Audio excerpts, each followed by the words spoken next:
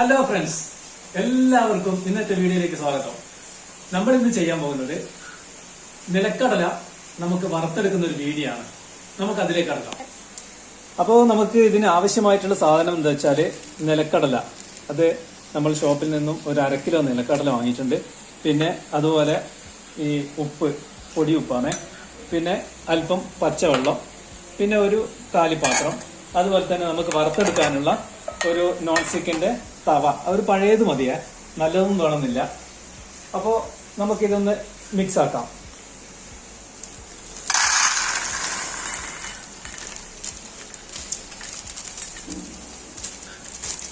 അപ്പോൾ നമ്മൾ കടല ഇട്ടിട്ടുണ്ട്. ഇനി ഇതിലേക്ക് നമുക്ക് ഉപ്പ് ചേർക്കാം.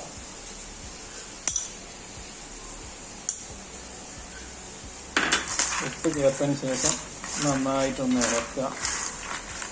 പിന്നെ അതിലേക്ക് നമുക്ക് കുറച്ച് വെള്ളം, ഇതൊരു നനവ് വരാൻ വേണ്ടിയിട്ടാണ്.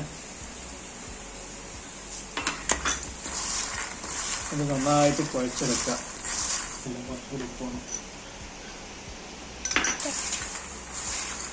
അത് നന്നായിട്ട് നമ്മൾ ആവശ്യത്തിന് ഉപ്പിട്ടതിന് ശേഷം ഇങ്ങനെ കുഴച്ചെടുത്തിട്ടുണ്ട്.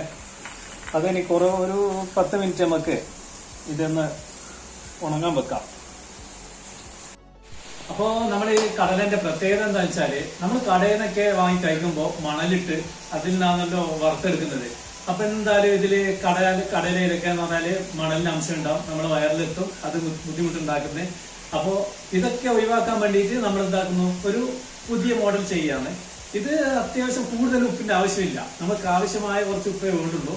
പിന്നെ പ്രത്യേകം ചെയ്യേണ്ട കാര്യം എന്ന് പറഞ്ഞാൽ, നമ്മുടെ ഈ പാത്രം ഉണ്ടല്ലോ, നോൺ സ്റ്റിക്കിന്റെ പാത്രം എടുക്കുന്ന ഒരിക്കലും നല്ലതാവരുതേ. ഏറ്റവും മോശപ്പെട്ടത്, കാരണം വെച്ചാൽ നമ്മൾ ഉപയോഗിക്കാത്ത സാധനം, എന്നാലും മോശമല്ലാത്ത ലെവലിലുള്ള സാധനം മാത്രമായിരിക്കണം. അപ്പൊ ഇതില് ഉപ്പിന്റെ അംശം വരുന്നതുകൊണ്ട് തന്നെ പാത്രം കേടാവും. അതുകൊണ്ട് നല്ലതൊരിക്കലും എടുക്കരുത്. അപ്പോൾ നമുക്ക് ഒരു 10 മിനിറ്റായി ഇത് ചെയ്ത് വെച്ചിട്ട് നമുക്ക് ഇനി ഇതിന് തയ്യാറാക്കി എടുക്കുന്ന നോക്കാം. അപ്പോൾ നമ്മൾ ഉപയോഗിക്കുന്ന പാത്രം ഇതാണ്. അതുപോലെ തന്നെ ഇത് കുറച്ച് വീതിയുള്ള ഒരു പാത്രത്തിലേക്ക് മാറ്റിയിട്ടുണ്ട്, അതിന്റെ വെള്ളം ഒന്ന് വലിഞ്ഞു കിട്ടാൻ വേണ്ടി. ഓക്കെ, നമുക്കിനി വറുത്തെടുക്കാം. ആദ്യമായി നമുക്കൊന്ന് ഗ്യാസ് ഒന്ന് ഓണാക്കാം, ഒന്ന് ചൂടാക്കാം.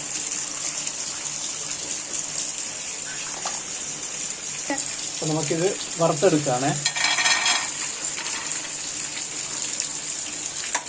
കുറച്ച് മതി, കൂടുതൽ ഇടണമെന്നില്ല.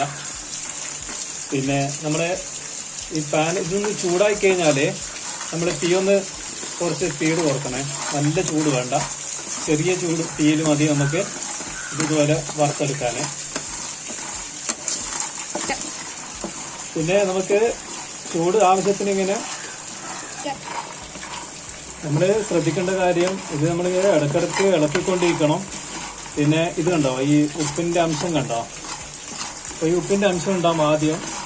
അത് നമ്മളിങ്ങനെ ചെയ്യുന്നതിനനുസരിച്ചിട്ട് ഉണങ്ങി വരുന്ന സമയത്ത് ക്ലിയർ ആയിക്കോളും. അതുകൊണ്ടാണ് നല്ല പാത്രം ഇതിനെ എടുക്കരുതെന്ന് പറഞ്ഞത്. പിന്നെ തീ വളരെ കുറച്ചിട്ട് നമുക്ക് ചെയ്യുന്നതായിരിക്കും നല്ലത്, അപ്പോൾ അല്ലെങ്കിൽ കരിഞ്ഞു പോവും. ഏതായാലും ഇതൊന്ന് തയ്യാറാക്കി വരട്ടെ.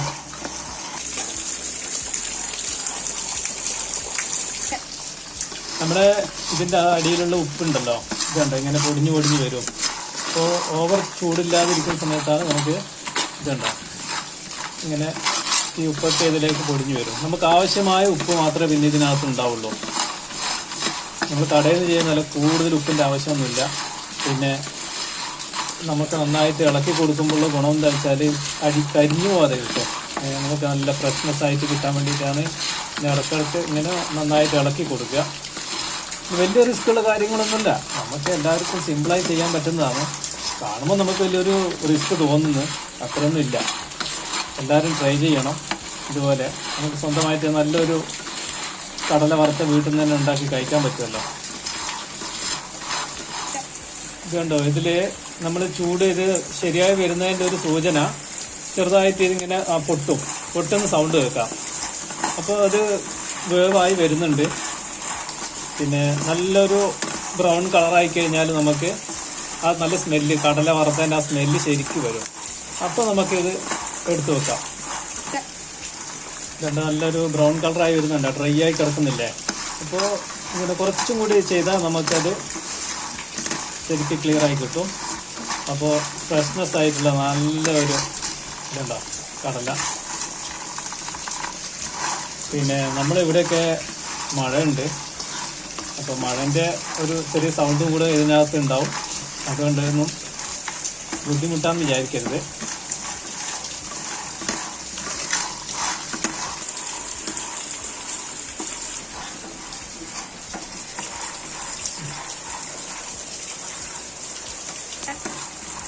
പിന്നെ നമ്മുടെ കടയിൽ നിന്ന് കാണുന്ന പോലെ നല്ലോണം ഇങ്ങനെ ഇളക്കേണ്ട ആവശ്യമൊന്നുമില്ല. നമുക്ക് ഇത് സാവകാശം ഇങ്ങനെ ഇതുപോലെ ചെയ്ത് കൊടുത്താൽ മതി. മണലാവുമ്പോൾ എന്ന് പറഞ്ഞാൽ നല്ലപോലെ അങ്ങോട്ടും ഇങ്ങോട്ടും ഇട്ട് ഇളക്കിയിട്ട് നല്ല സൗണ്ടൊക്കെ ഉണ്ടാവും. ഇതൊന്നും ആവശ്യമില്ല, നമുക്കെല്ലാം സിമ്പിളായിട്ട് അതൊന്ന് അങ്ങോട്ടും ഇങ്ങോട്ടേക്ക് ഇളക്കി കൊടുക്കണമെന്ന് മാത്രമേ ഉള്ളൂ. അതായത് ശരിയായി വരുന്നുണ്ട്. ഇനി ഒരു അല്പം കൂടി ആയിക്കഴിഞ്ഞാൽ നമ്മുടെ കടല വറുത്തത് ക്ലിയറായി.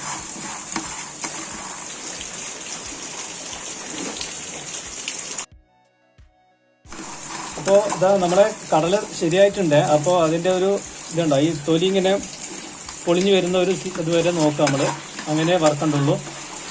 അപ്പോൾ ഇതായി കഴിഞ്ഞു. ഇനി തണിഞ്ഞാൽ നമുക്ക് നല്ലപോലെ തൊലി പൊളിഞ്ഞു വരും. അപ്പോൾ ഇതിന് എടുത്തു വെക്കാം. വേറൊരു പാത്രത്തിലേക്ക് നമുക്ക്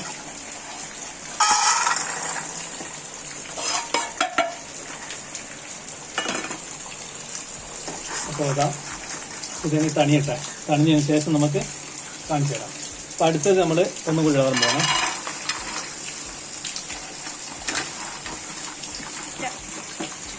രണ്ടാം വട്ടം നമ്മൾ ചെയ്തിട്ടുണ്ട്. അപ്പോൾ ഇനി ഇത്രയും കൂടെ ബാക്കിയുണ്ട്, അതും കൂടി ചെയ്യാം.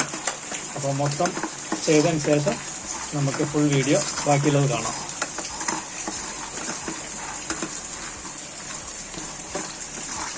ഇതാ നമ്മൾ അതുപോലെ തന്നെ നന്നായിട്ട് ഇളക്കി കൊടുക്കുക. പിന്നെ ആ ഒരു ബ്രൗൺ കളർ ആവുന്നത് വരെ നല്ല ഡ്രൈ ആയിട്ട് കാണും.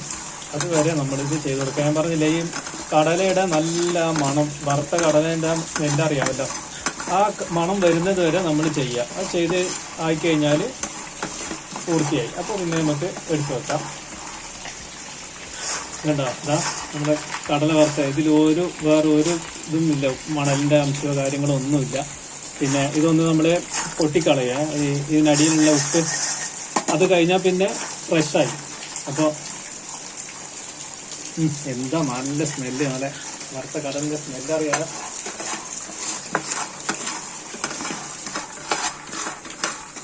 അപ്പോൾ ഇതാ നമ്മുടെ അടുത്തതും കൂടി ശരിയായി. നമുക്ക് ഇതും കൂടെ അതിലേക്ക് മാറ്റാം.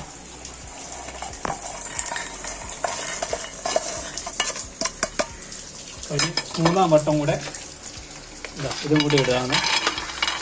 കുറച്ച് ചെയ്യുമ്പോൾ എന്താ ഗുണമെന്ന് വെച്ചാലേ, നമുക്കിതിന് കണക്കായിട്ടുള്ള കടലയാകുമ്പോൾ പെട്ടെന്ന് വെന്ത് കിട്ടും. കൂടുതലാകുമ്പോൾ നമുക്ക് ബുദ്ധിമുട്ടല്ലേ ഇളക്കാനൊക്കെ. അപ്പോൾ അതുകൊണ്ടാണ്. ഓക്കെ, മൂന്നാം വട്ടം ഉണ്ടാക്കിയത് ഇതാ പകുതി വേവായി. പിന്നെ കുറച്ചും കൂടി വെന്ത് കഴിഞ്ഞാൽ നമുക്ക് ഇതും ക്ലിയറായി എടുക്കാം.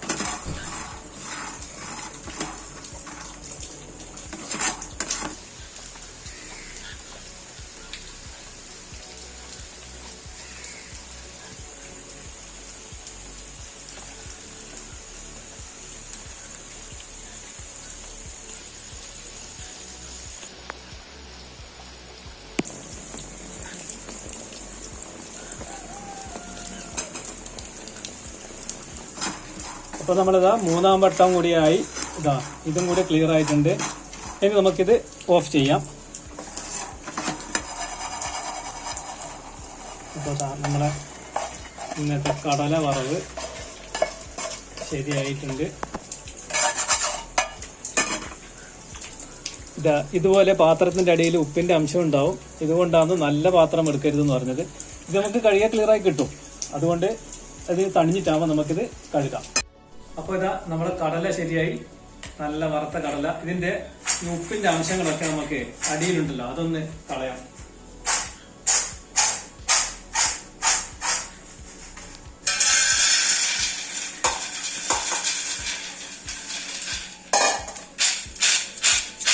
ഇങ്ങനെ ആക്കി നമുക്ക് ഉപ്പെല്ലാം അടിയിലുള്ള ഉപ്പിന്റെ അംശമൊക്കെ കളഞ്ഞാല് ക്ലിയറായി.